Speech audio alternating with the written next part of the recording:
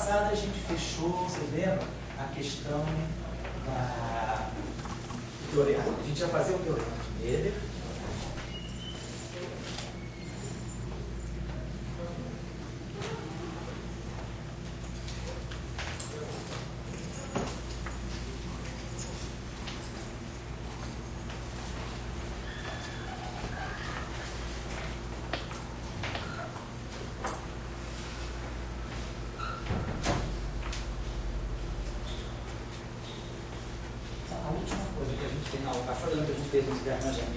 Foi mostrar aquela estrutura de multiplates. Estou lembrado. A gente mostrou que o produto de dois multiplates era um outro multiplate. Aí tínhamos mostrado, tá certo. Obrigado, a gente já mostrado que a componente mais alta, ela sempre se transforma como uma derivada. Então, a gente já mostrou. E aí, quando a gente multiplica dois multiplates, a gente viu.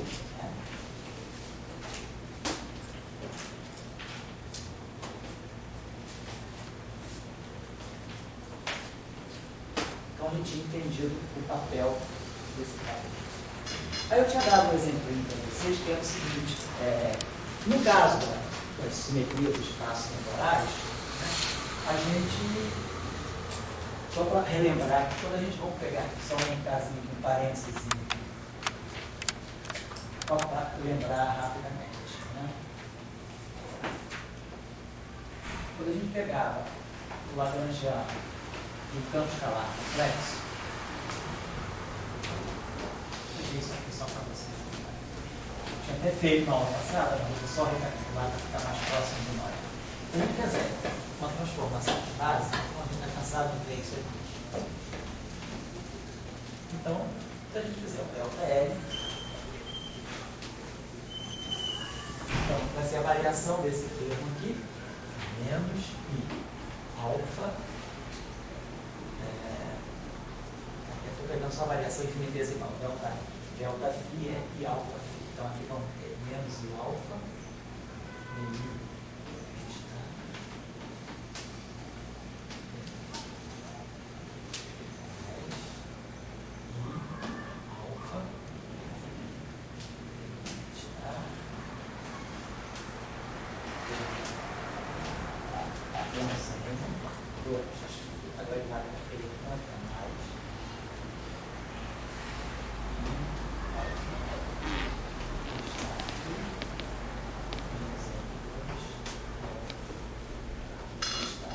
então, só para ver a variação.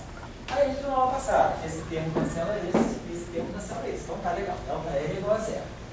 Então isso mostra a invariância do Lagrangiano. A teoria de simetria de Gauge vale para qualquer campo, vale para campo fermiônico.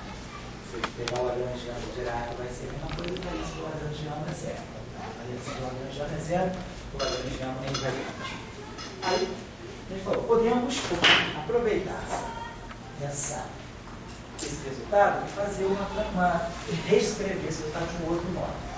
Poderia fazer isso, pode botar aqui, será esse I alfa em evidência, e escrever esse termo aqui como sendo DI de menos I estar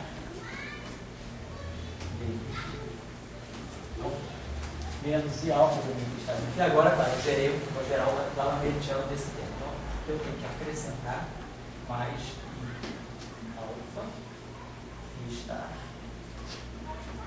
D'Alembertiano. Fazer a mesma coisa nesse termo aqui. Mais alfa DI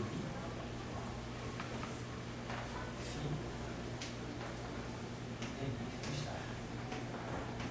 Esse termo aqui vai dar para nós mais I alfa, dá esse termo aqui, e depois eu vou gerar um termo novo, que é, eu tenho que subtrair aqui, que é menos I alfa phi D'Alembertiano e estar. Aí eu vou ter esse termo aqui, que é mais M2 phi estar phi, e esse termo aqui que é menos M2 phi estar phi. Então esse termo aqui, eu posso absorver aqui D'Alembertiano, então mais M2 phi, que é esse termo aqui. E esse termo aqui que está com sinal menos, eu posso absorver aqui. Está lambertiano mais M2 estar. Então, eu reescrevi a variação do lagrangiano, que eu sei que é zero, né? Quer dizer, eu sei que tudo isso aqui é zero. No final do dia a gente ama isso aqui é zero. Isso eu não perco de vista. Então, a gente reescreveu essa variação aqui desse modo. A gente botou aqui I alfa, DI, a gente pode pegar aqui o termo que é. Está até aqui mesmo, né? DI.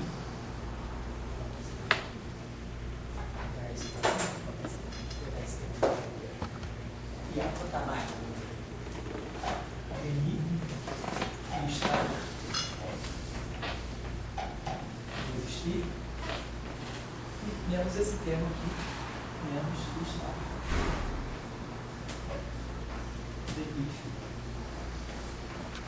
Bom, e aqui o que a gente mais?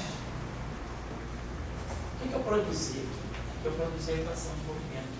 Que eu produzi, claro, falando de campos livres. Então, isso aqui é a equação de Klein-Born livre.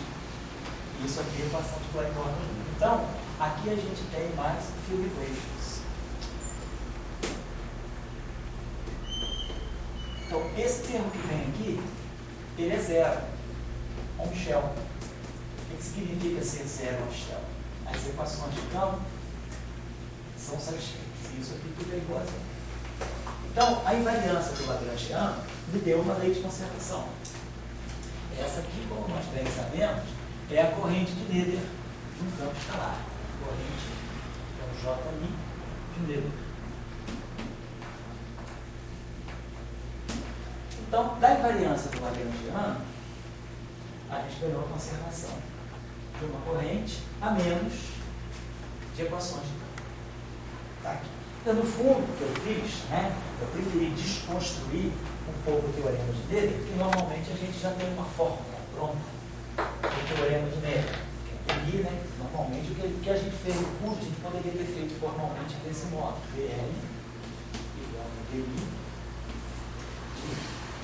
DL, DI,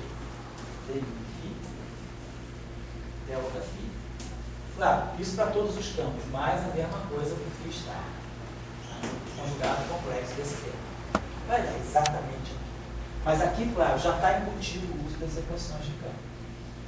Eu preferi optar por isso aqui, porque fica mais claro, né? Como é que a gente pode dar invariância do lagrangiano.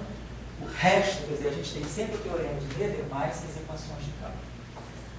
No caso da supersimetria, como nós já estávamos esperando, né? Já falou na aula passada, a gente mostrou através daquele exemplo de multiplicar multiplete, né? Nós criamos uma teoria de grupo para a supersimetria, que é a multiplicação do multiplete dando um novo multiplete. A gente falou, né? O Yann tablou da supersimetria. Pega uma representação A1, psi1, F1. Multiplica por uma representação A2, psi2, F2, e a gente ganha uma 3, psi3, F3. Aí a gente vê quem era o A3, quem era o psi3, quem era o F3. Agora, a questão é, se nós fizermos o exercício do teorema de Noether para um modelo de supercimento. Então a gente pensou, primeiro, em se tratando de campos livres, vamos pegar um lagrangiano que tinha proposto algo desse tipo, um lagrangiano simétrico. Então a gente pensou, aqui tem um campo escalar de Klein-Born, então você escolheu o campo simétrico dele. Tudo real. Né? Temos o campo de Majorana.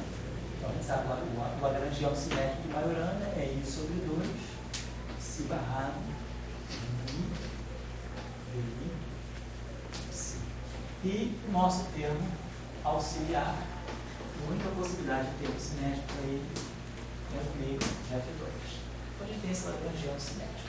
Tínhamos proposto também outra vez o lagrangiano de massa, que era um termo que tinha AF e psi barrado psi. Vamos deixar de lado por enquanto. Então a gente viu que, por exemplo, a massa, né, campo escalar, na verdade, ela não pode ser colocada no termo explícito. quem vai carregar a informação sobre a massa e os autoacoplamentos do escalar, lembrando da aula passada, é o F, né? A gente tinha que introduzir termos do tipo AF, que dava massa. Um termo do tipo A2F, que dava uma interação A3 e A4.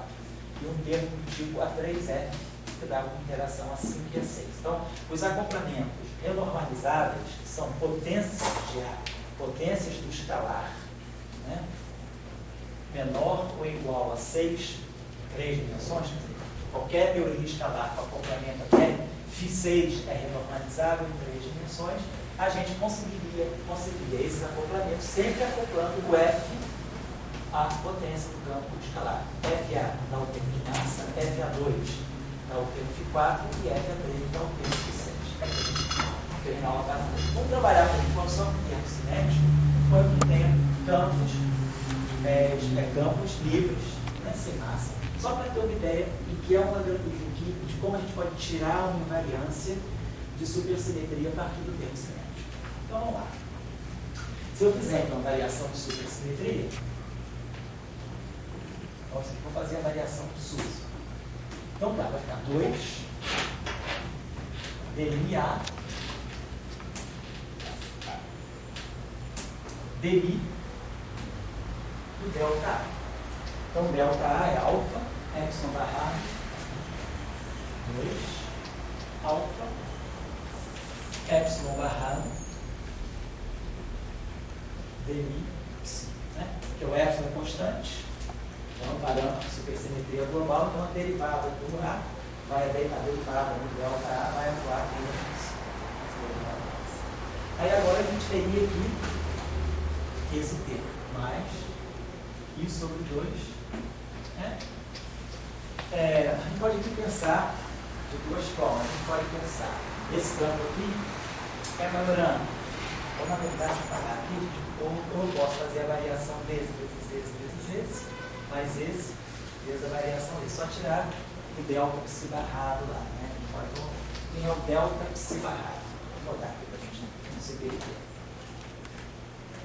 Quando eu barrar essa equação, meu delta psi barrado vai ficar menos I, beta, suponho que seja uma constante numérica real, e aí, claro, dI fica no mesmo lugar, você tem um campo escalar, a parte espinorial está toda aqui. Quando eu barrar isso aqui é epsilon barrado gama μ. Mas gama é uma constante real, epsilon barrado F. Então, isso é o delta psi barrado. Então, a gente vai ter aqui menos I beta dA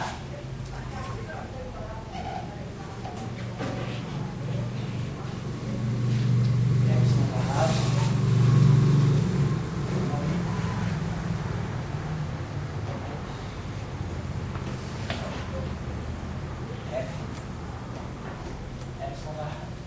se F é escalar, ele passa pelo epsilon na casa vezes aqui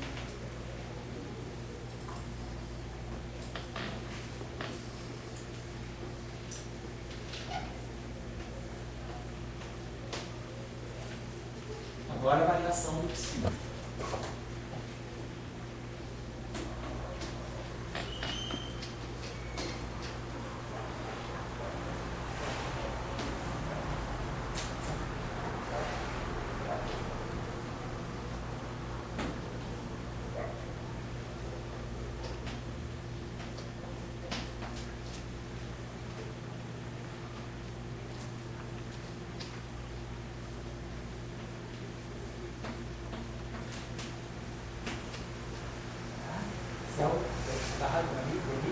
Delta do psi. E agora a parte de F.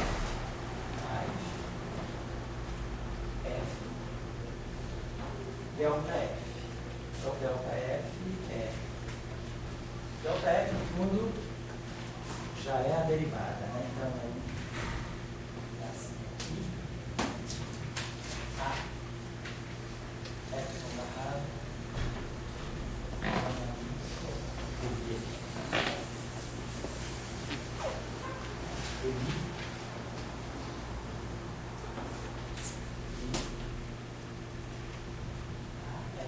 barrado. Então, a gente fez todas as variações. A gente não está dizendo que o lagrangiano seja invariante, não. Está calculando explicitamente o ΔF. Vamos ver o que é isso aqui. Termos semelhantes que nós temos aqui. Por exemplo, esse termo aqui, que envolve derivada do A e o psi. Então, esse termo é semelhante a esse. Ele envolve a derivada do A vezes a derivada do psi. Está mais ou menos aqui. Esse termo aqui é a mesma coisa. Esses três termos aqui têm uma semelhança. É isso aqui. E, bom, depois nós temos esse termo aqui que mistura F com psi. Esse termo aqui mistura F com psi. Então a gente tem duas categorias de termos. Vamos dizer que temos esses três termos aqui. Depois esse termo aqui, ele tem F e o psi. Esse aqui tem F e o psi. E esse aqui também tem F e psi. Então esse termo aqui, vamos colocar assim, tem semelhança com esse e semelhança com esse aqui. Então vamos ver o que a gente pode fazer. Vamos fazer um procedimento semelhante ao que a gente fez no caso do teorema de Leibniz, no caso da simetria do campo escalar. Vamos tentar transformar esses termos em derivadas, né? Agora, a observação que a gente tem aqui é que, basicamente, a gente tem que ver que esse lagrangiano aqui, nós não estamos dizendo que ele é zero. Se a gente olhar para esses termos aqui, a gente está observando esse termo aqui. Será que esse termo aqui cancela esse e esses três termos se cancelam entre si? É isso que nós estamos nos perguntando. Eu vou apagar isso aqui. Rapidinho, pode falar. Antes de você começar a grupar, Pode falar. não sei se eu me perdi em alguma coisa, mas aquele coeficiente 2 ali da variação, que eu digo, aquele meio não cancelaria com 2 ou aparece outro 2 que eu não vi? Não, No primeiro termo. Aqui? Não, embaixo. Não, é errado, eu errei. Não, cancela, claro. Dois, eu esqueci sim. Claro. Em cima continua o meio. Aqui, exatamente. Duas vezes a variação desse número perfeito. Então, 2 cancelou o meio, tipo alfa, derivado do primeiro, variação do segundo, está certo. Os outros eu mantive, o F2 ficou certo. Os outros eu acho que o 2 cancelou, e o cara lá. Então, vamos, por exemplo, pegar esse termo. Deixa eu deixar para vocês, lá achar em casa, tem que pensar na questão do múltiplo, como é que eu chamava? Do multiplete snatch, né? Eu tinha mostrado para vocês que o A, psi e F formam multiplete. Se eu quisesse pegar um multiplete a partir desse cara, eu pegaria o F, o D psi e o D'Alembertiano de A, que é um outro multiplete. Eu tinha deixado. Vamos em frente aqui. Então, o que acontece com esses três termos aqui? Vamos dar uma olhadinha, porque aí tem alguma álgebrazinha super simétrica. Vamos pegar o primeiro. Vamos pegar o primeiro termo. Vamos deixar. Vamos botar. Vamos fazer o seguinte. Vamos fazer isso. Vamos pegar o primeiro termo, vamos escrever assim. Essa derivada dmi atuando em tudo. Então essa derivada dmi, ela vai estar atuando em epsilon barra, vamos dizer, dmi.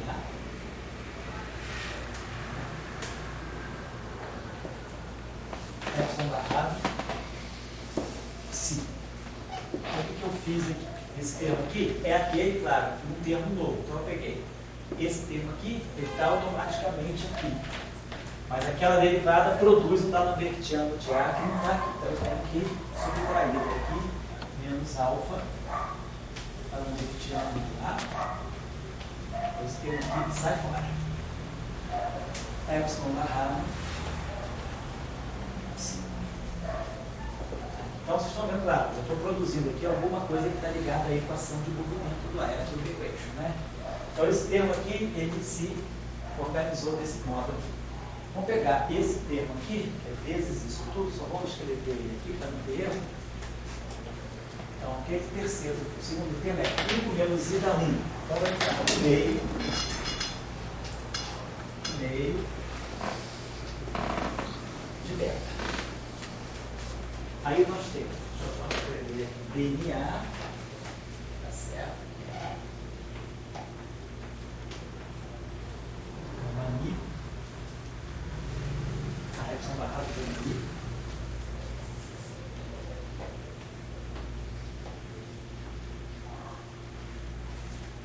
Aí gama mi, elipse.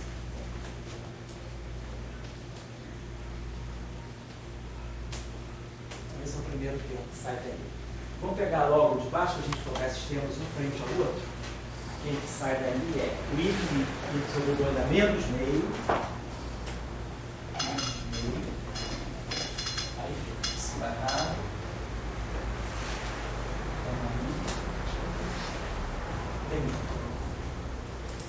Menos meio de beta, claro. Menos meio de beta. Se barrado, depois gama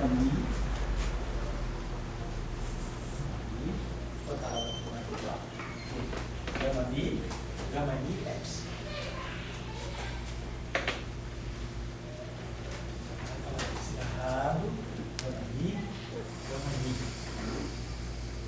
Essa derivada só vai poder atuar aqui. Porque isso aqui não é nada que depende de x, tá? Né? Então, gama e já está tudo pronto e aí delita.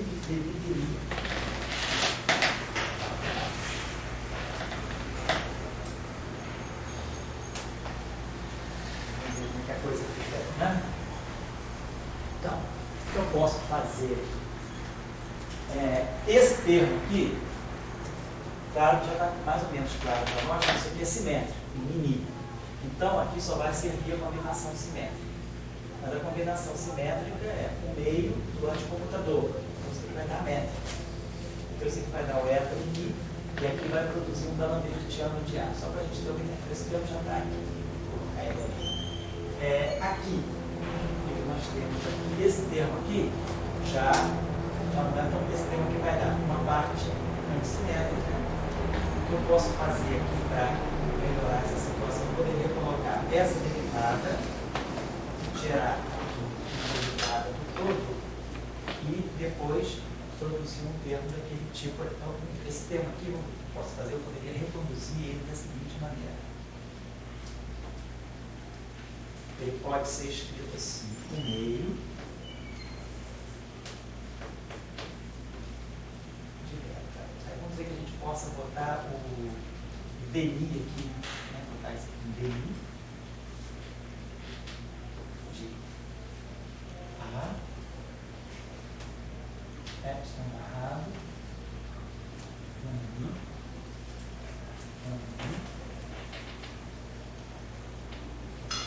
vamos fazer o contrário. DI, perdão, mas eu sei que DI. DI, vou botar A. Vamos ter aqui DI A. Vamos trazer essa derivada aqui, cada DI, A, DI, com isso a gente gerou aquele termo lá, mas aí a gente tem que subtrair esse termo menos beta. Aí vamos ter isso, DI,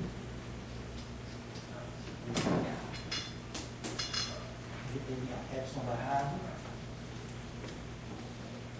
gama mi.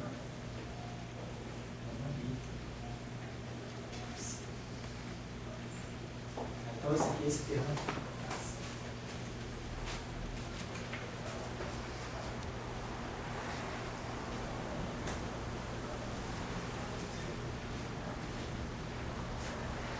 Então esse termo aqui deu origem a essas duas contribuições. Essa contribuição aqui, então vamos esquecer esse termo aqui agora, né? Vamos tratar com ele.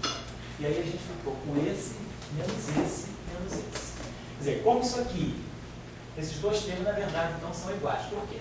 Porque aqui é simétrico. Então aqui vai ter que pegar o meio de gama mi, mais gama mi, que é 2 eta mi. Então o 2 vai cancelar o meio, então isso aqui no fundo é eta mi. Então esse termo aqui, isso aqui desaparece, fica um eta mi D'Alembertiano. E aqui a mesma coisa. Isso aqui dá um eta mi D'Alembertiano. Então a gente fica. Só que aqui tem uma diferença. Bom, fica a mesma coisa. Então esse primeiro termo aqui deu psi barrado, epsilon D'Alembertiano de A. E o segundo termo aqui deu epsilon barrado, psi da Lambertiana de A. Né? Os sinais são os mesmos, né? O beta é o mesmo, só trocou a ordem do psi do epsilon. Mas aí a gente sabe que se epsilon é maiorana e psi é maiorana, essa combinação é simétrica. Psi barrado epsilon, epsilon barrado psi. Então esse termo é igual a esse termo.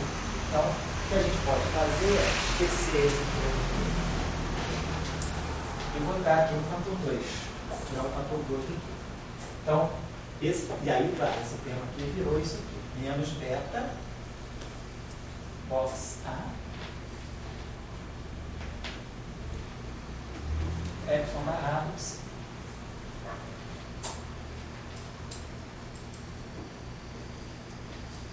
Então, esses, né, 3 termos, né, ficaram desse modo. De qualquer maneira, aqui eu estou gerando alguma coisa que está dentro de uma derivada. Claro que aqui eu não posso invocar a simetria, mas eu poderia, claro, sempre escrever esse termo aqui como uma combinação de uma parte simétrica, que é o eta menino, mais a parte assimétrica, que é o sigma menino. Mas não vai dar em nada. Vamos deixar esse termo já está na forma de uma derivada, já está na forma de uma lei de conservação. Esse termo está na forma de uma lei de conservação. E esse termo aqui, se nós estamos falando do lagrangiano simétrico livre, esse termo aqui está me dando a equação de movimento para A. A satisfaz uma equação de Klein-Bottom. Estou falando de um termo cinético, um termo de massa. Então, esse termo aqui é a equação, é a field equation.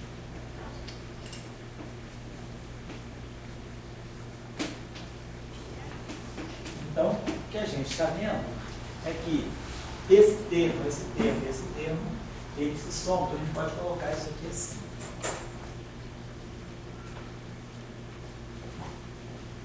Eles se somam para dar para nós alfa, assim, DI,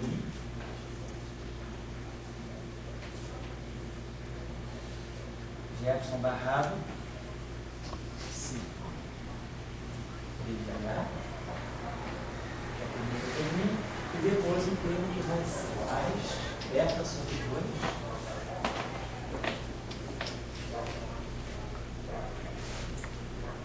E aqui também, né? Aqui também eu estou produzindo uma equação para.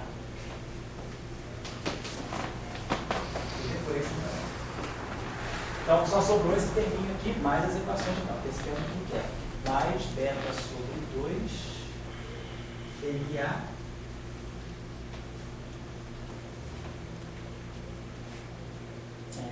epsilon barrado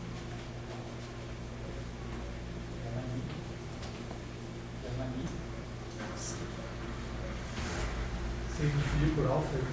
Oi? Tem que dividir por alfa? Não, não tinha que botar esse alfa aqui. Bota o alfa aqui dentro. Não tem o alfa. Então, tem esse termo, mas tem esse pedaço aí. Mais aqui, então, vamos botar assim, equações de campo. Para. Então, esse pedaço aqui é 0 com shell. Se eu uso a informação da equação de campo, como a gente faz direto no teorema, de teorema de Leibniz. Então, a gente tem a parte que a gente usa, uma certa hora, a gente diz que aquela simetria, aquela lei de conservação, ela aparece para os campos no shell. Esse é um problema que a gente vai discutir aqui nesse curso, que é a questão da simetria, né, clássica, porque essa lei de conservação que nós vamos ganhar, derivada de uma corrente C igual a zero, é uma lei de conservação clássica, às custas da equação de campo ser satisfeita. Mas quando a gente quantiza a teoria, quando a gente vai trabalhar com modelo, quando a gente vai trabalhar com campos quânticos, os campos não são vinculados às equações de movimento, eles são flutuações, né, sobre as quais nós estamos integrando uma integral de caminho. Então a questão é saber se essa lei de conservação ela persiste quando os campos começam a flutuar e se tornar esses objetos quantizados. E aí entra a discussão da anomalia. Se a teoria quântica também mantém a simetria, eu tenho uma simetria implementada a nível quântico. A simetria pode ser quebrada espontaneamente pelo ground state, mas a simetria pode ser quebrada mais pelas correções quânticas. Pode ser, as simetrias podem ser quebradas pela quantização. E aí é a discussão das anomalias. Essa questão aqui é muito crucial no teorema de Leibniz. Eu vou usar uma informação para aí para você falar. Então, agora você falou, ele me suscitou uma curiosidade. Na teoria de campos normal, digamos assim, quando você faz a quantização canônica, o que você postula como sendo a equação de movimento, se não me engano, é a equação de Heisenberg, não é isso? Isso. Né? Aquela ou dos comutadores ou dos anticomputadores, dependendo de ser Bose ou Fermi, né? E que 99% das vezes coincide com a equação de Euler-Lagrange, mas algumas vezes não coincide, né? Às vezes a gente leva esse papo assim de surpresa. Quando você trabalha com o supercampo, eu tenho como postular uma super equação de Heisenberg, né? Eu também tenho. Você implementa as relações de comutação canônicas dos supercampos. E aí você vê que essas equações de comutação canônica do supercampo, elas automaticamente acomodam dentro delas uma relação de comutação para os campos bosônicos e uma relação de anticomutação para os campos fermiônicos. Quando a gente trabalhar com o supercampo, quando a gente impõe que A ponto A é igual a delta de x menos y e psi-dagger, psi é delta, anticomutador é delta de x menos y, isso vai estar contido dentro de uma única equação para supercampo. Vai ser impor um comutador único para supercampo, que não é muito complicado você imaginar que aquilo que é comutador do campo, né, ela para o campo, porque nós até já vimos um exemplo aqui com a lei de supersimetria. Quando a gente pegar um comutador de duas transformações de supersimetria, que a gente escrevia desse modo, esse aqui é o gerador da supersimetria, a gente via que se a gente recolhia os estudores no campo, essa relação de comutação, ela virava alguma coisa desse tipo, epsilon barrado, epsilon 2, anticomutador, do que barrado com tudo. De uma relação de comutação, a gente ganha uma relação de anticomutação, quando a gente segrega os estudores, aí passa esse estudor, passa por aqui, onde epsilon menos vira mais. E aí o comutador das transformações vira o anticomutador das cargas. Vai criar algo semelhante no supercampo, que aí aquilo que é o comutador dos campos seria o comutador de campos fermiônicos multiplicados por variáveis grassmannianas. Ao transportar as variáveis grassmannianas para cá, o que era o comutador vira anticomutador. Então vai aparecer direitinho o momento canônico do psi, que é o psi-dagger, anticomutando o psi, e aí você bota a lei e vai dar o delta de x.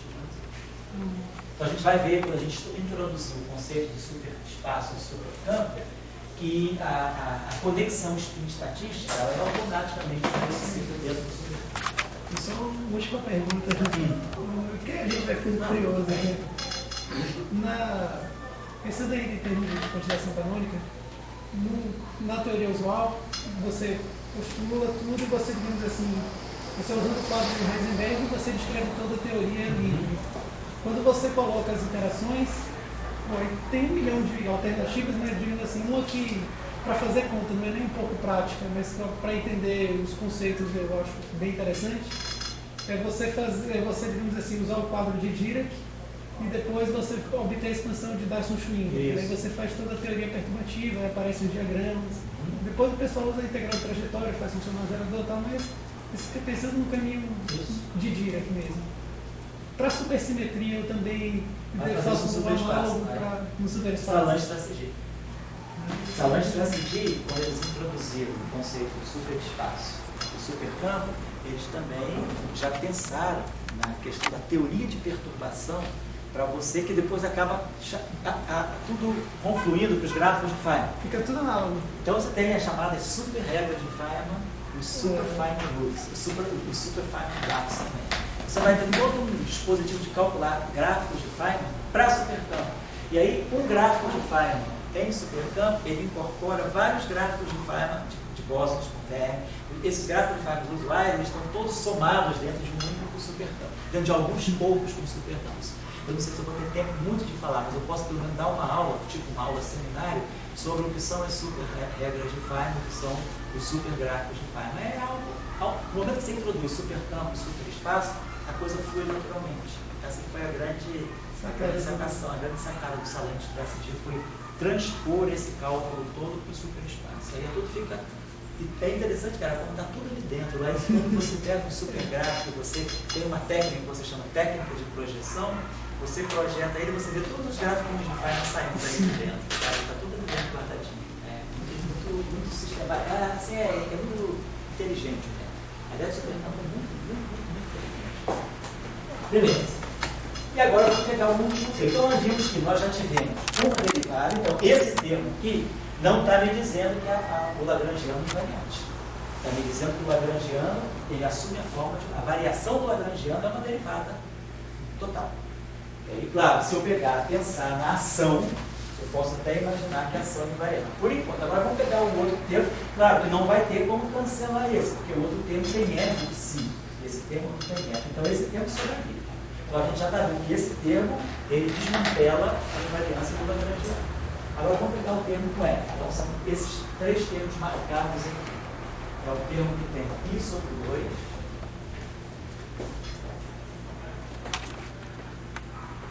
gama, F, epsilon barrado, gama I, dI, psi. Depois, esse termo aqui, que é mais I sobre 2, gama,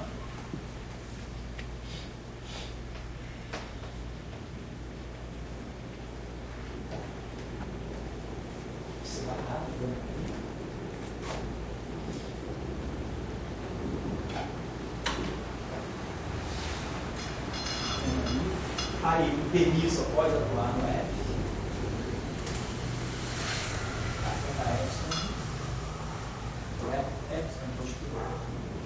Esse DNF sai. Certo? Quando a derivada só vai atuar no F, DNF sai, se barrado para uma IF. E depois, o último termo, que já é também uma esse F, já tem a forma da derivada desse objeto.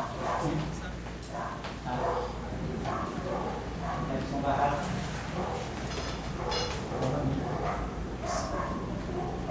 Então aqui a gente pode pegar então, esse termo aqui, tá? Vamos pegar esse termo aqui, vamos escrever o seguinte, vamos botar essa derivadinha atuando em tudo. Então vai ficar I sobre 2, gama, TI, futura constante. Vamos botar esse derivado na frente. Sobre 2, gama, se barrado, gama I, epsilon, F. Então tá, derivada desse cara, atuando aqui. Agora eu preciso subtrair a derivada dos menos I sobre 2, gama, DI, se barrado, gama I, epsilon. Nesse termo aqui, então o que a gente observa? Esse termo aqui, I, gama mi, dmi, psi, isso aqui é a equação de tirar ferro livre. Então isso aqui é uma field equation. É uma equação de gama para psi. Gama mi, dmi, psi. Não por livre. Aqui é a mesma coisa. É o conjugado de Dirac da equação do ferro. Então isso aqui também é o field equation.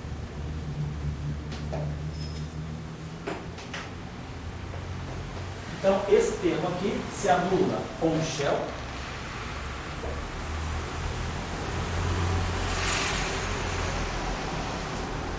O outro termo também se anula com o shell. Então, a parte dos termos de equação de campo, nós podemos escrever que a variação, nada disso vai ser necessário no supersimetria em geral. O marido de supercampo, ele evita de você fazer tudo isso quando você escreve. Um lagrangiano em supercampo, já é claro que ele é invariante. Uma coisa, não, se você chegar e colocar uma expressão desse tipo, sei lá, A0, B0, menos A, escalar B, claro, não sei. Se o cara for menos avisado, ele vai fazer a transformação de Lorentz, isso tudo, ou realmente o cara é invariante de Lorentz. Se o cara souber que isso aqui é isso aqui, já está claro que isso aqui é invariante de Lorentz. Então, isso, o que a gente está fazendo é isso. Nós estamos trabalhando com isso sem saber que isso é isso. Quando a gente fizer propuser supercampo, a gente vai estar escrevendo tudo isso dessa forma. Então, botou o Lagrangiano no supercampo, então nem fazer os cálculos. Escreveu o supercampo, está tudo contraído direitinho, já entra dentro de supersimetria.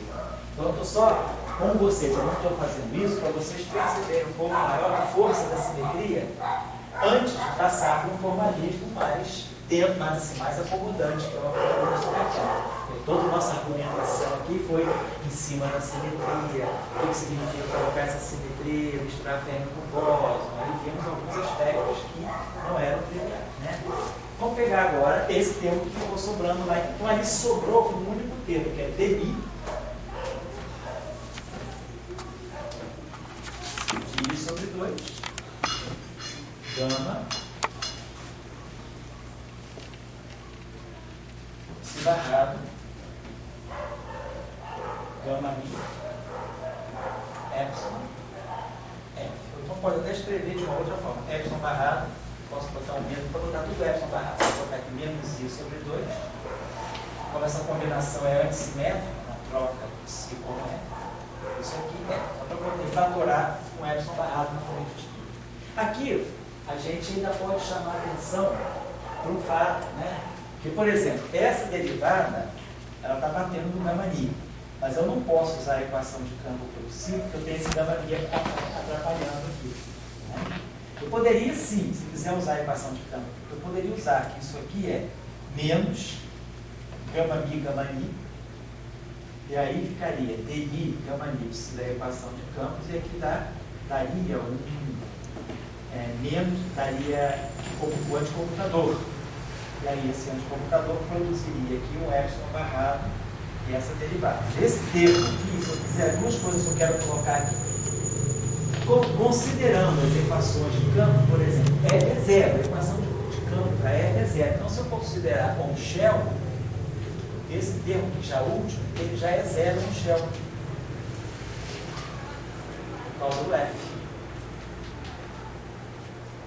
Porque F é zero, a equação de movimento da Lambertiano de A igual a zero, gama mi de psi igual a zero e F igual a zero. E aí eu fico com esse termo aqui. Então, deixa eu apagar isso aqui, que eu posso apagar porque está no shell. Esse aqui? F de Então, eu preciso colocar esse também, desculpa. Esse é zero na equação de campo. Acontece que eu estou com o shell. Senão, esse termo fica. Então, a gente ficou. Então, no final de tudo, o que a gente está mostrando é que a variação, quer dizer, o ΔL, a variação de supersimetria do lagrangiano cinético é. Aí a gente pode pensar, isso aqui é um epsilon barrado, né? Então isso aqui é um epsilon barrado alfa. Tem um parâmetro, né?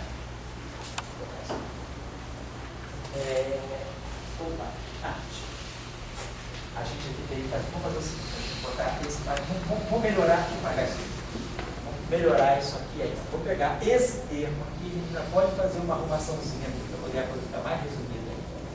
Vou pegar esse termo aqui, olha só, se eu usar aqui gama mi,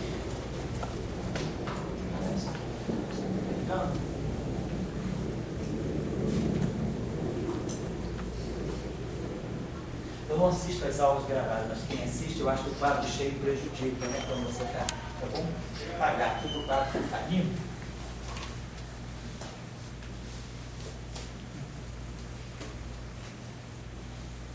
E aí, galera? Então, quando a gente trabalhar esse termo aqui, a gente pode usar que gama mi é menos gama mi, as duas vezes θ mi. Bom, quando eu trouxer esse termo aqui, vai me colocar o gama mi em cima do psi. Vai botar o gama ni em cima do psi. Aí, opa, esse termo aqui, de qualquer maneira, é o DI de A, né? Isso aí, tá certo. Esse termo aqui é o DI. Esse termo que eu não vou poder trazer nunca essa derivada, tá certo? Então, então acho que isso aqui não vai ajudar nada. Eu botaria menos gama mi, não vai adiantar nada. O que eu posso fazer, não vai adiantar adianta nada, deixa eu apagar isso aqui. Então vamos deixar, porque essa derivada está presa aqui. Eu não vou poder usar hora nenhuma, perdão. Eu pensei que eu pudesse trazer essa derivada para fazer a equação de campo por cima, não adianta, essa derivada está presa lá. Então esse tempo fica como ele está.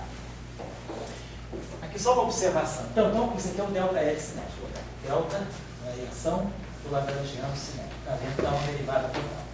Aí o que eu estou fazendo, vamos dizer que a gente bote, tem só um cuidado que a gente tem que ter. Quando nós fizemos, vocês lembram que quando nós trabalhamos aquelas variações de supersimetria, a gente pegava o seguinte: variação 1, variação 2 do A. E aí a gente mostrava que isso aqui dava uma translação, né? Dava alguma coisa como epsilon 1 barrado, epsilon 2, dA. Então, quando a gente fechava a álgebra de supersimetria em cima de uma translação, e esse aqui é parâmetro de translação, como se eu fizesse uma translação de um parâmetro AMI, parâmetro AMI, que é uma composição de duas supersimetrias, que é uma translação. A gente fez esse exercício no final da aula, não anterior da aula transpassada. E daí, eu tinha falado com vocês que quando a gente não fizesse a mesma coisa para psi e para f, no comutador de duas translações de supersimetrias, então nós não fizéssemos que para todos os campos tivesse realmente uma transmissão, isso ia fixar uma relação entre os parâmetros alfa que a gente colocou, beta, gama e a. A gente ia colocar esses parâmetros. Então, quando a gente tinha feito esse cálculo, se eu me lembro bem, a gente tinha mostrado que a relação era que beta é igual a alfa sobre 2, ao contrário, alfa era beta sobre 2. A gente tinha chegado a uma relação desse tipo. De tal maneira que eu posso, para esse parâmetro beta, ele não é independente do alfa.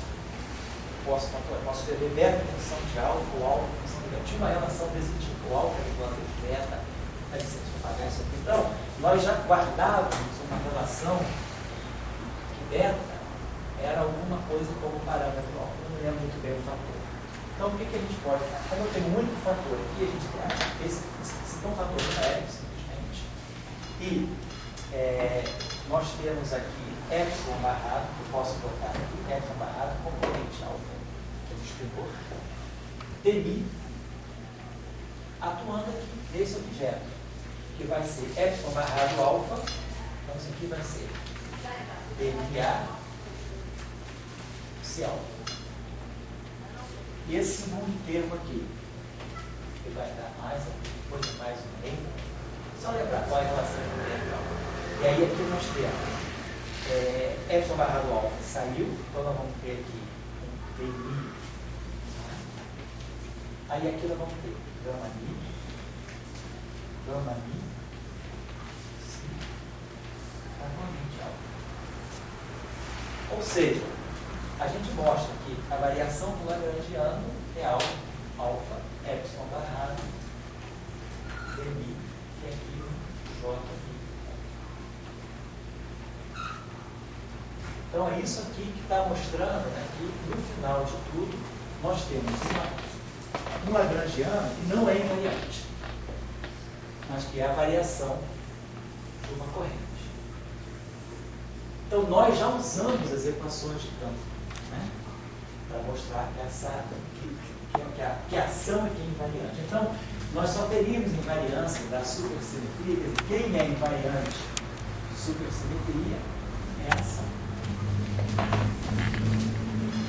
E aí isso bate com o resultado que nós tiramos na última aula, de que a última componente do supercampo se transforma como uma derivada de algo que é espinorial. Se vocês se lembrarem bem, né? Delta F, né? É epsilon barrado, vou botar mais na forma, dmi de epsilon barrado, gama mi, psi. Vou colocar desse modo. Então a gente vê que a derivada, e aqui eu tenho algo, eu posso até colocar esse epsilon barrado fora, como eu fiz exatamente ali, isso tudo aqui é alguma coisa inicial, epsilon barrado alfa, gama mi, psi alfa. Então, que é o lagrangiano, deve ser sempre algo que se comporta como a componente F de um supercampo. Ou que é a componente F de um multiplete. Por enquanto a gente não fala de supercampo, mas fala de multiplete. Então, era isso que eu queria concluir na aula passada, mostrando para vocês que nós não temos na supersimetria invariância do lagrangiano, mas sim invariância da ação. Usando as equações de campo, o máximo que a gente consegue mostrar é a invariância da ação. Então, basicamente, aí, bom, não vou fazer a mesma coisa, vocês podem fazer com termo de massa, com termo de interação. Vamos fazer isso. Uma outra coisa que eu gostaria de fazer agora, antes de entrar no conceito de supercampo, seria talvez dar uma aula daqui a pouco, 7 horas. Seria a gente ver como é que a gente pode estipular o que seria uma teoria de gauge supersimétrica. Mas eu posso introduzir vamos dizer assim, uma multiplete que incorpore um campo de gauge. Nós estamos trabalhando sempre em 3 dimensões para a gente poder lidar com mais facilidade com os espinores de Majoranas. Então, a nossa ideia, nós construímos, então, o chamado supermultiplete de matéria. Nós temos um campo escalar, um campo fermiônico e um métrico. Vocês poderiam falar, poxa, mas a matéria em geral é carregada. Tudo bem, se a matéria é carregada, a gente sabe criar campos carregados a partir de campos reais. Combina 2 campos reais. Se eu quiser agora criar um multiplete carregado, o que eu vou fazer? Eu vou pegar A mais IB, vou dizer, isso aqui é um campo φ. Pego 2 espinores de Majorana, Ψ mais IQ, ou posso pegar Ψ mais Ψ, e dizer que isso aqui é um espinor random. Posso pegar F mais IG e dizer que isso aqui é um campo H. Então, eu estou criando campos complexos. Né? Esse campo aqui, então a gente sabe que sempre que nós já tínhamos visto aí nos cursos, né, que quando a gente tem um espinor de Majorana, né, quando eu pego, se eu pegar essa combinação aqui, lambda igual a Ψ mais I Ψ. Né? Se eu tirar o conjugado de carga desse cara, vai ser Ψc menos I Cc.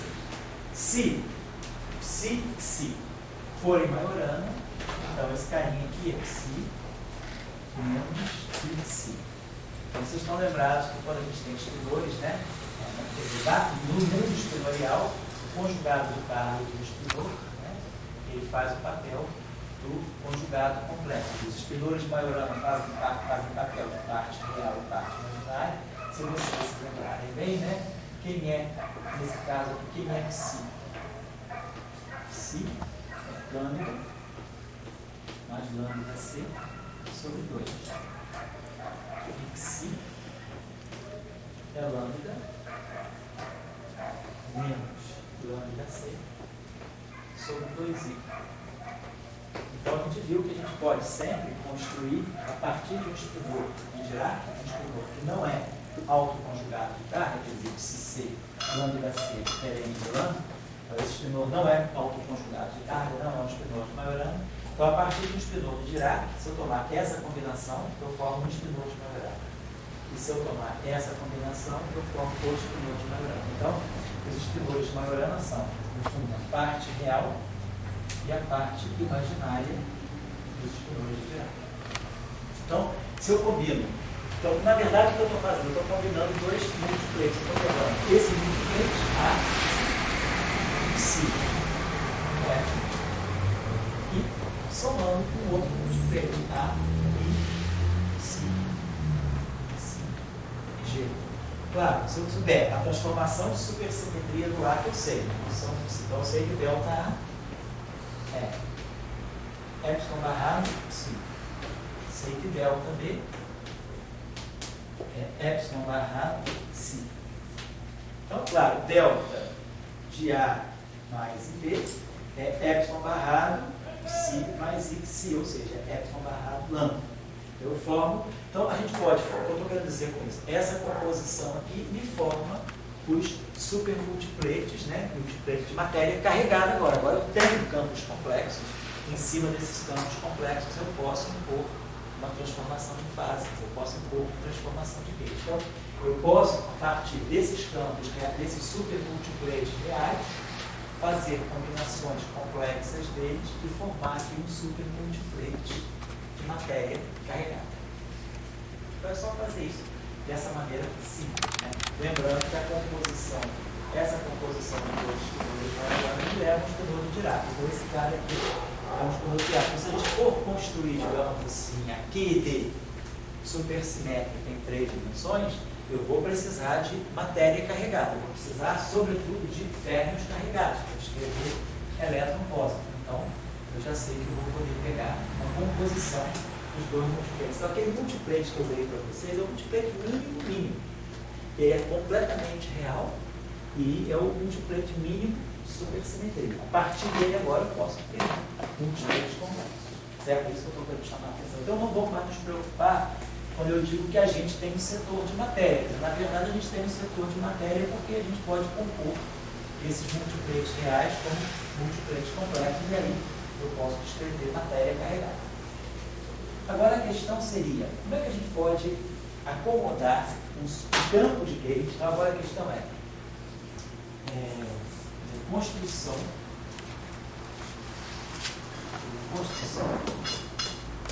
de um super multiplate, assim, né?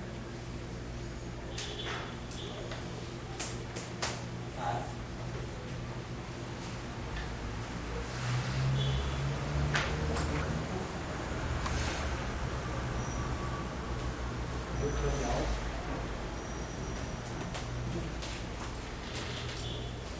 Eu quero construir nosso clássico campo de fóton. Vou pensar primeiro no caso abeliano. Então, está aqui. A gente quer pegar um campo desse tipo.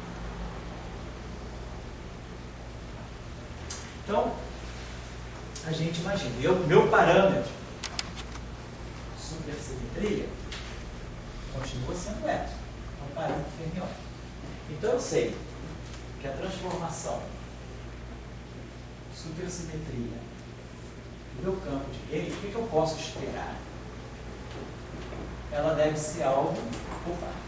Nós imaginamos então que eu vou ter Bergson barrado, né?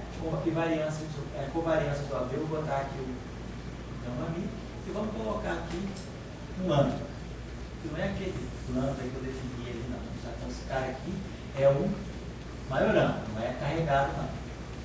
Por infelicidade de notação, eu ainda agora introduzi o lambda carregado. Não é. Maiorano. Então, lambda C. Agora, por que eu quero que lambda seja maiorano? Porque epsilon é maiorano. E eu quero... E eu sei que meu campo de gauge é real. Se eu quero criar um campo fermiônico que se transforme por supersimetria juntamente com o meu campo vetorial, como o meu campo vetorial é real, ele não tem carga. Se for abeliano, ele não tem carga. Eu esperaria que o férmion, que está acompanhando ele pela supersimetria, também fosse real e não tivesse carga. Porque como a transformação de supersimetria desse campo está ligada a esse campo, se esse campo fosse carregado, ao fazer uma transformação de fase, esse campo ia sentir a fase. Então, esse também teria que sentir.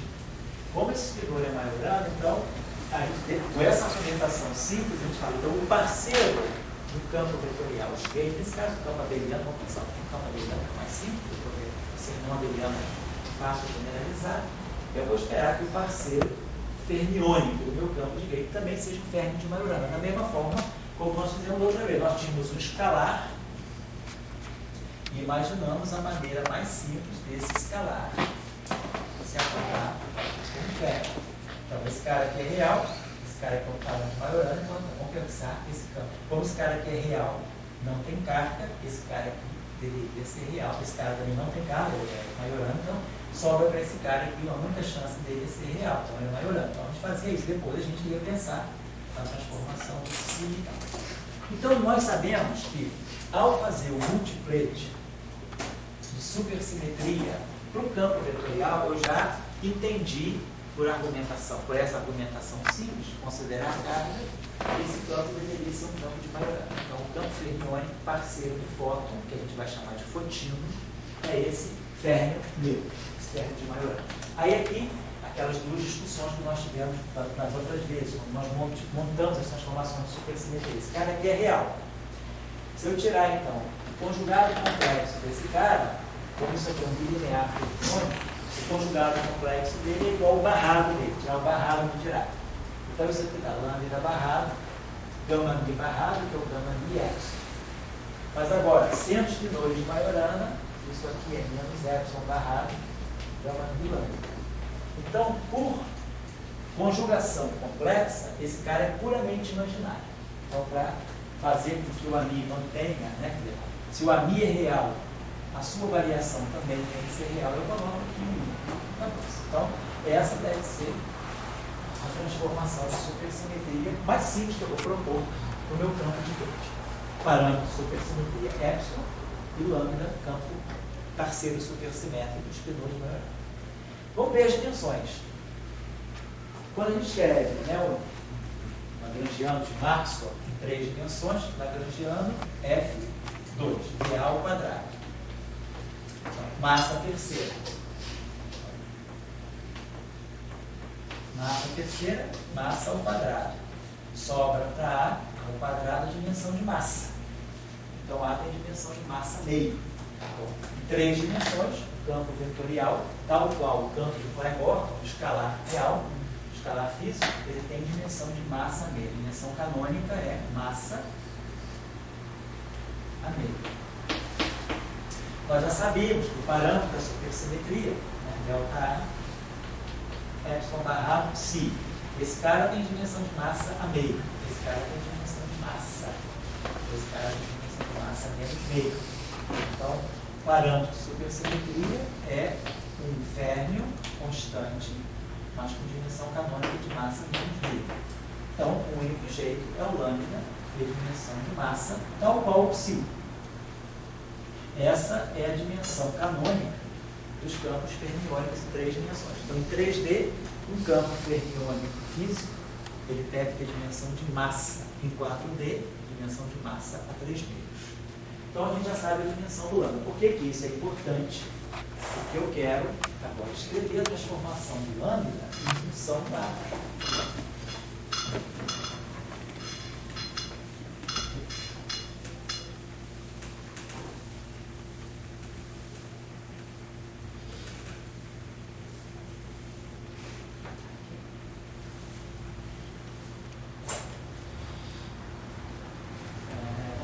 vamos ver agora a transformação de supersimetria. Vamos pensar agora em delta lambda. Então eu sei, delta lambda, ele deve ter aqui do lado o epsilon e o AMI. Vai depender disso aqui. Então, esse carinha aqui, a gente já sabe, tem dimensão de massa. Massa a potência 1. Esse cara aqui, massa a potência menos meio. E esse cara aqui, massa a potência meio. Então, do lado, e eu sei que a transformação deve ser linear, então eu só posso ter uma potência de A e uma potência de epsilon. Então, do lado direito, eu ficaria sem dimensão. Do lado esquerdo, uma dimensão. Então, todo mundo se lembra que o que a gente fez também no outro caso, a gente introduzia. No caso, né, delta psi, o que a gente fez? O expediente da gente foi, bota aqui o dMA. Bota a derivada do A. Que aí eu completei com gama mi e com epsilon.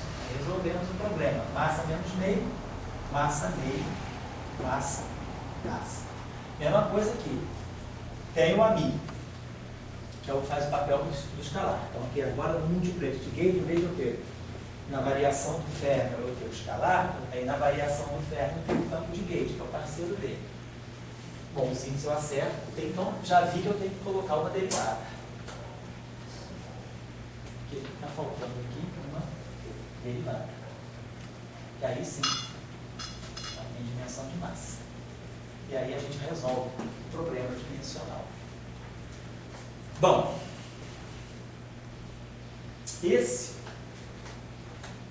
o campo ali, né, nós sabemos que o campo ali, nos nossos estudos da simetria de Gauge, o campo ali, ele carrega spin 0 e spin 1, parte longitudinal e parte transversa. A parte longitudinal não é dinâmica. A divergência do ar não é dinâmica. É justamente o modo não físico que eu posso jogar fora por um gauge fixo. A parte física do campo A é só a parte transversa. Então, claro, eu vou ter que enfiar uma derivada do amigo. Eu não faço isso porque eu sei que eu estaria selecionando justamente a parte longitudinal do campo A, que é a parte que eu posso jogar fora de uma fixação de gauge. Então, isso aqui não é um modo que eu posso fixar o gauge por um gauge de Lorentz, classicamente. Dmi aqui é zero, então desapareceria. Mas se eu colocasse algo desse tipo, né, epsilon, dmi aqui, está com a dimensão correta? Tá. Isso aqui é um ferro. Aquilo lá é um ferro. Então, delta de lambda alfa e o epsilon alfa é a mesma coisa bosônica. Mas aí eu teria um problema dessa derivada está me segregando só a parte longitudinal. Se eu fixo o gauge de Lorentz, dmi aqui é zero.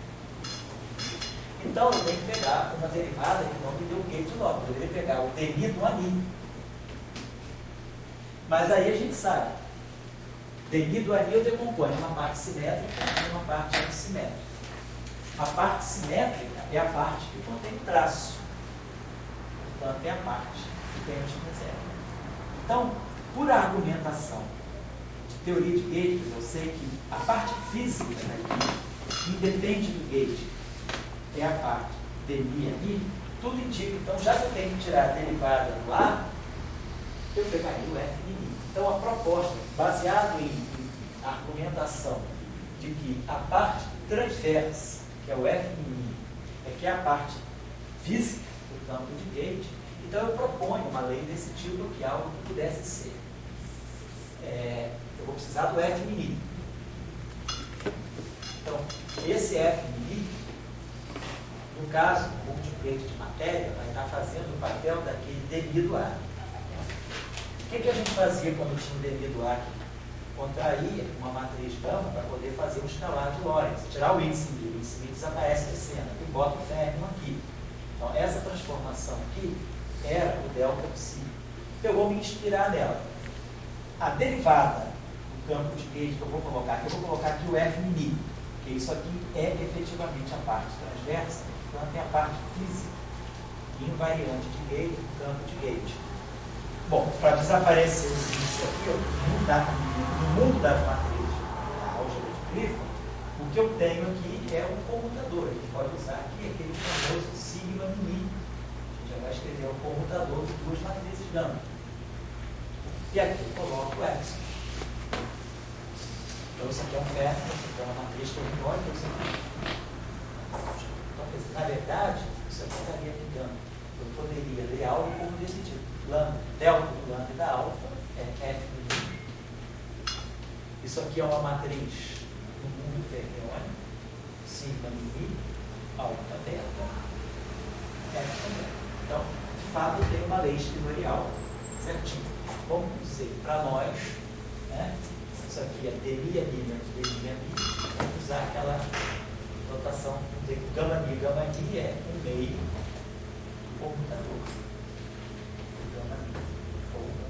Que é a parte simétrica. Apurando mais. Vamos ver a questão de ser maiorana. Isso aqui tem que ser maiorana. Então, se eu tirar o barrado, deixa eu apagar isso aqui.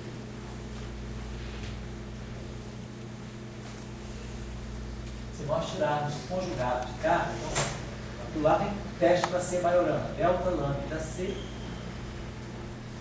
vai ser C delta lambda barra transpor, usando a definição de conjugação de carga. Então, eu vou ter C. Primeiro eu vou ter que barrar e depois tirar o transpor.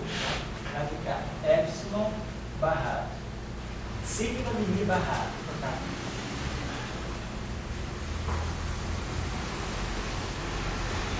Tudo isso transposto, F barrado, sigma mini barrado, transposto.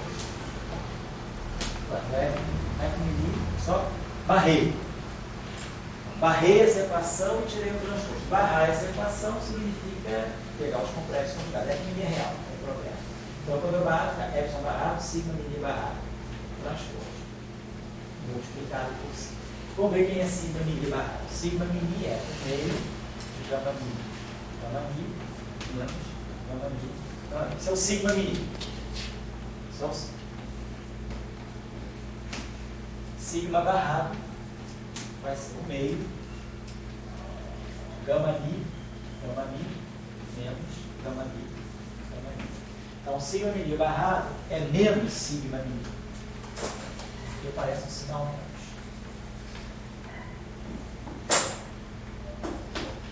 Então, estou só querendo ver se o lado direito, se esse termo é Majorana, a variação dele também tem que ser Majorana. Então, eu quero que isso aqui no final do dia seja os trisomos de Majorana. Portanto, o barra, quer dizer, delta lambda C tem que ser igual a delta lambda. Então, estou tirando o que é o delta, o que é o conjugado de carga do lado direito. Muito bem, então isso aqui ficou menos C, sigma mini transposto, epsilon barrado transposto, agora eu estou transpondo, F mini.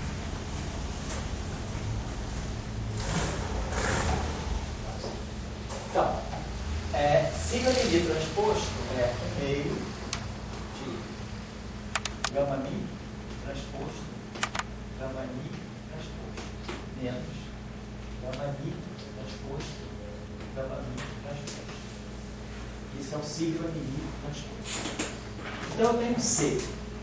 Tenho F de primeiro, vou botar o C aqui. Então o que nós vamos fazer? Obviamente, colocar o C menos um grupo de C. C menos 1, C. E aí, beleza, eu sei que C, epsilon barrado transposto, é um espinor de Majorana. É epsilon C, que é epsilon. Isso aqui já vai me dar um epsilon do lado direito. Agora vamos voltar isso aqui. Então aqui eu estou botando aqui um C menos 1. Então é claro que eu vou botar aqui C menos 1, C. Então a gente sabe, C, gama mi transposto, C menos 1 é menos gama mi. C, gama mi transposto, C menos 1 é menos gama mi. Vai ficar mais. Então o primeiro termo vai ficar gama mi, gama mi. Menos. Esse termo aqui não vai ficar menos gama mi, menos gama mi. Vai ficar gama mi, gama mi. Então, C, sigma mini transposto, C menos 1 é o próprio sigma mini. Então você tem aqui, menos sigma mini epsilon F mini. Eu nem lembro como é que estava aqui. Aqui estava F mini, não é isso? Eu apaguei. Estava sigma mini epsilon, né? Isso aqui era o delta lambda. Era isso. Então, apareceu um sinal menos. O único jeito disso aqui virar a Majorana é aquele menos virar mais. E tudo isso que eu fiz, quando eu tirei o conjugado de carga, tirei o barrado, se eu tivesse um I, esse I corrigiria tudo. Então, para que essa lei, né? Então, para que essa lei me dê realmente que a variação que a transformação de supersimetria não tire do si, do lambda, o caráter de ser Majorana, é que colocasse um I. Eu poderia aqui colocar I, F mini, sigma mini,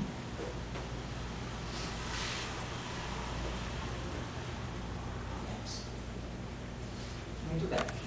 Aí, já que a gente fez direitinho o caso do campo de matéria, a gente pensou, e se eu quisesse que esse férmion também pudesse adquirir uma configuração de férmion tipo constante, né? Vamos dizer, um férmion de comprimento de uma configuração fermiônica de comprimento de onda infinito, para poder simular um tipo de um fermo de Wilson, como a gente fez com o psi. Então, o que a gente faria? Aqui, campo AMI, ele está sujeito a uma derivada. Então, em uma configuração de campo constante, vai dar F no campo.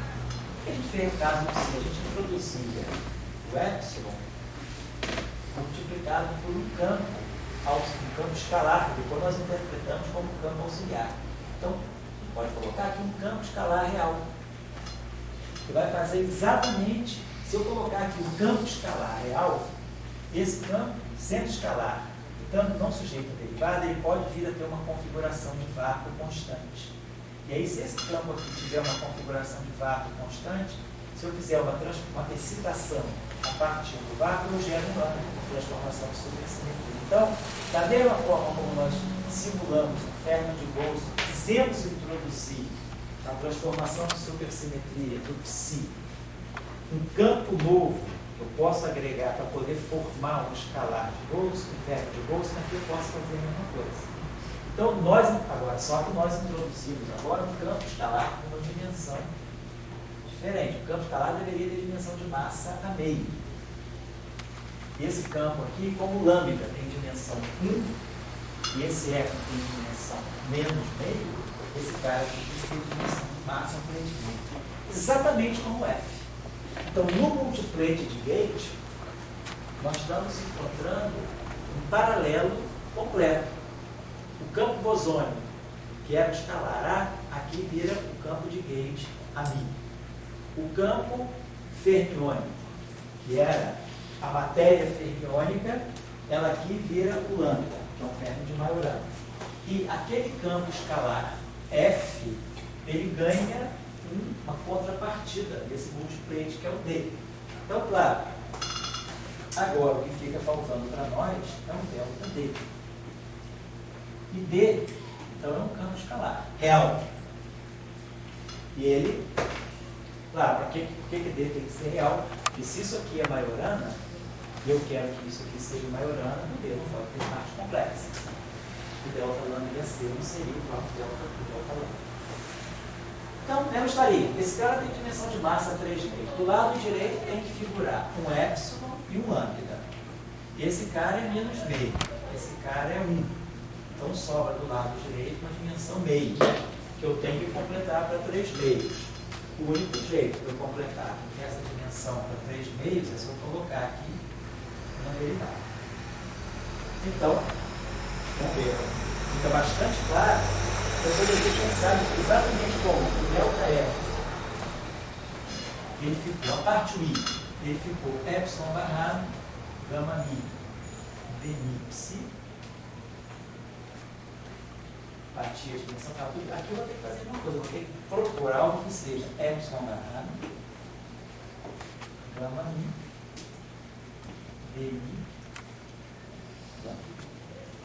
ó, dimensão bate, que agora introduziu uma dimensão de massa, então massa menos meio, massa a meio, massa meio, 1, massa 3 meio. Esse campo tem que ser real, então essa combinação aqui tem que ser real, então vamos tirar o conjugado complexo dela, é dmi, lambda, gama mi, epsilon. Mas isso aqui é fermo de Majorana, isso aqui é fermo de Majorana. Esse bilinear fermiônico pode ser escrito como sendo menos epsilon barrado, gama mi, dmi lambda.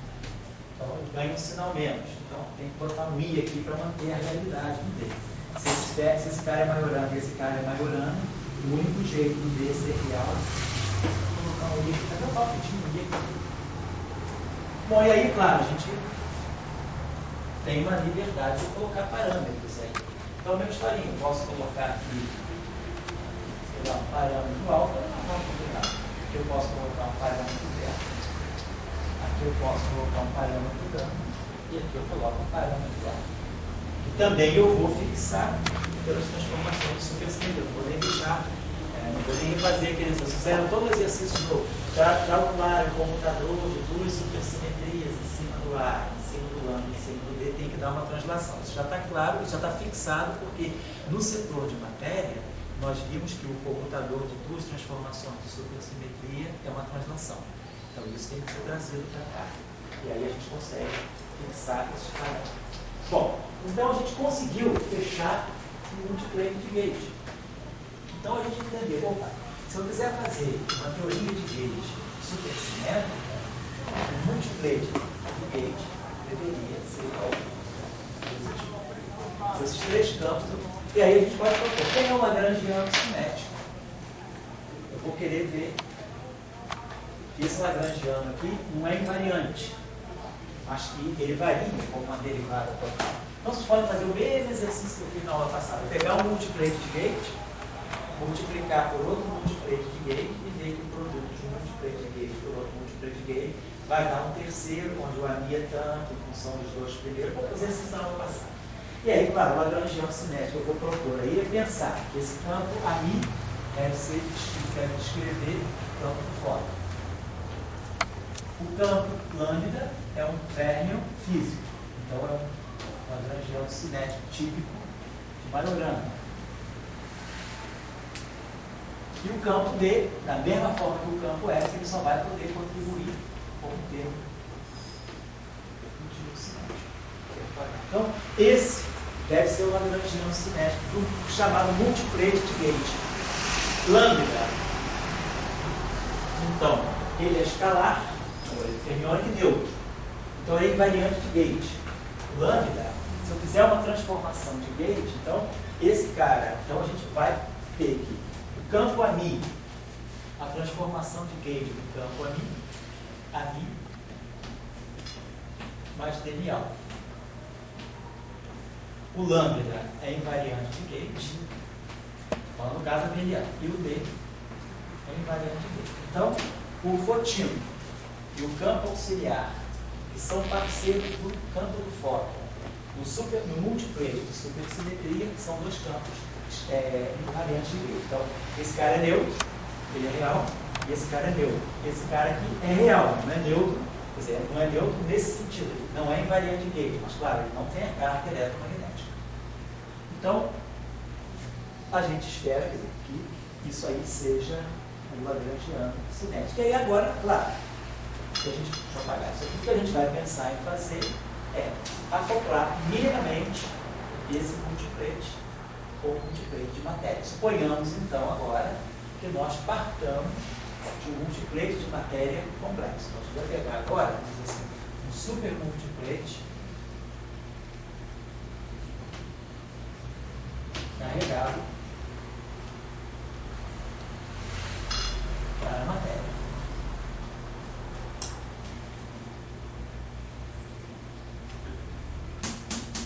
Então, vamos dizer que a gente pega aqui um campo escalar φ complexo, carregado, um fermion psi, tirar o campo F. Estou pegando a mesma notação praticamente, mas todos os tempos. Então, esse aqui. E esse aqui, complexo. E esse aqui, um fermion de Dirac. Então, a gente já sabe como construir esse multiplane. Na verdade, eu tenho dois multiplanes reais por trás dele. E aí eu posso pensar como é que eu vou fazer o acoplamento de supersimetria. Então, eu poderia pensar. Bom, então, assim, vou pensar no Lagrangiano, na ação, né? Então, vamos pensar nos termos, né, no Lagrangiano invariante de gauge. E invariante de gauge, e além de tudo, supersimétrico. Supersimétrico significa que não é invariante, mas que ele varia por uma derivada total. Então, a receita vai ser, primeiro de tudo, os termos cinéticos do setor de gauge. Menos um quarto de F ao quadrado. O Lagrangiano cinético do gaugino.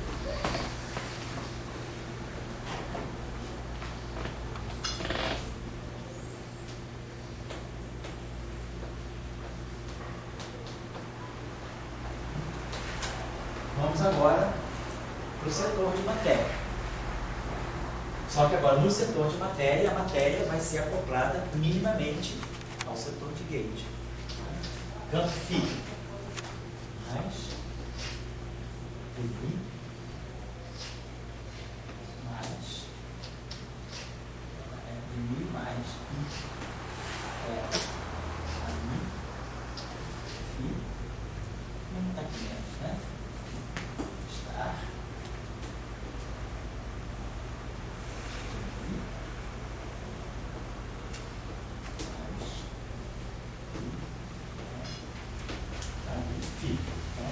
Agora, a matéria minimamente acoplada ao campo de gate.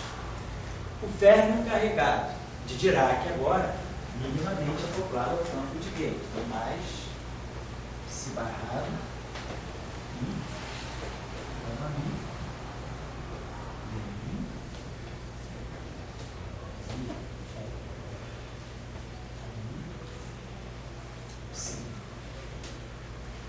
E o campo F.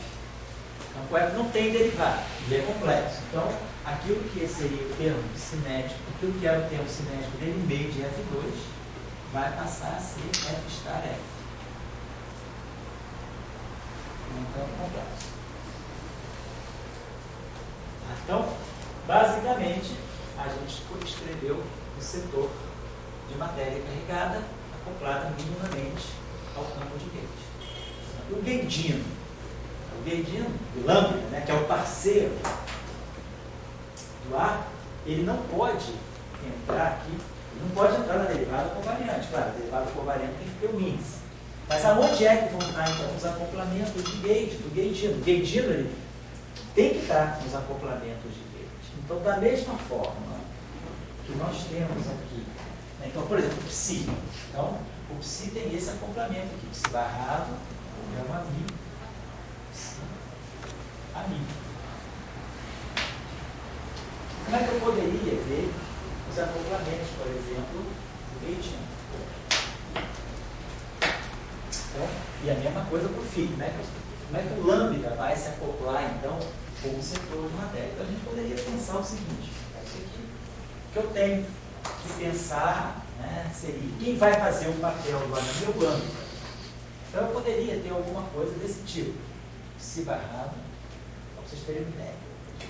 Gama mi, lambda. Esse cara é invariante gate. Esse cara varia por uma fase. Qual é o acoplamento renormalizável entre férmions e bósons? Ou esse acoplamento aqui é o acoplamento de gate, mas aí eu não posso, porque se isso aqui é invariante de gate, isso aqui vai tem uma fase, isso aqui nunca vai ser invariante de gate. E além disso, isso aqui é quadrático no multiplete de gate. Isso aqui envolve o lambda e o amigo para ver o multiplete. Eu sei que a interação de gate é matéria ao quadrado, setor de gate. Então, o que eu tenho aqui, né, que possa... Eu já botei o setor de gate aqui, então eu não posso mais colocar o amigo, mas eu posso formar aqui um acoplamento multiplicar. Esse acoplamento aqui está me dando o acoplamento do setor de matéria com o setor de gate. Da mesma forma que eu tinha psi barrado, psi, a mi, agora eu tenho psi barrado, φ, esse cara é matéria com matéria com setor de gate. A fase desse cara deve comer a fase desse cara. Então, o multiplete, a interação de gate que aparece para o gateino, né, o gateino ele não entra na derivada covariante, mas ele tem acoplamento mínimo. O acoplamento mínimo dele está aqui. Então, é o férmion de matéria se acopla com o gateino, formando esse bilinear.